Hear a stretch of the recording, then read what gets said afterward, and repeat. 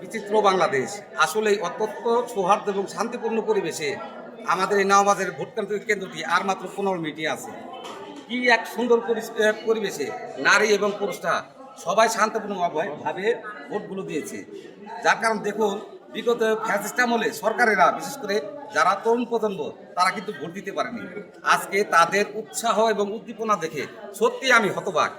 তাই আগামী নতুন বাংলাদেশ বিনির্মাণে আমরা এমন একজন প্রার্থীকে মনোনীত করব এবং যার দ্বারা সমগ্র বাংলাদেশ এবং ইনসাফের রাজনীতি কায়েম হয়। তা না হলে কিন্তু আমাদের এই চেতনাগুলো অধরায় থেকে যাবে। কেন বললাম এই চেতনার পিছনে অনেক রক্ত এবং অনেক অনেক ত্যাগ, এই ত্যাগের বিনিময়ে আগামীকাল সূচিত হতে যাচ্ছে নতুন এক বাংলাদেশ। এই বাংলাদেশ বিনির্মাণে অবশ্যই আমাদের আপামর জনগণ, নারী পুরুষ নির্বিশেষে এরা কিন্তু ভুল করেনি, তারা ঠিক মতো ছিলটা দিয়েছে।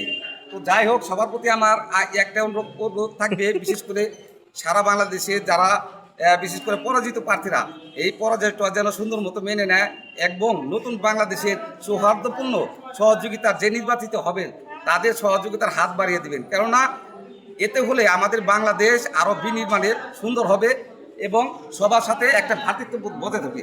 যখন একটা ভ্রাতৃত্ববোধ বজায় থাকবে তখন কিন্তু একটা দেশটাই উন্নতি হবে না, সমগ্র জাতিটাই এবং অবকাঠামো উন্নয়নে সবার সহযোগিতার হাত থাকবে।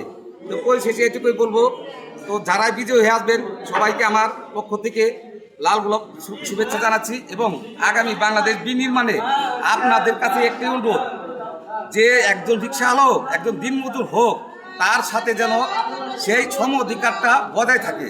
আর পরিশেষে বলবো, আমার মনে হয় ভোটটা জয়যুক্ত হতে যাচ্ছে এবং এই ভোটটা যদি জয়যুক্ত হয় তখন দেখবেন আমাদের বাংলাদেশের ইনসাফের রাজনীতি কায়েম হয়ে যাবে।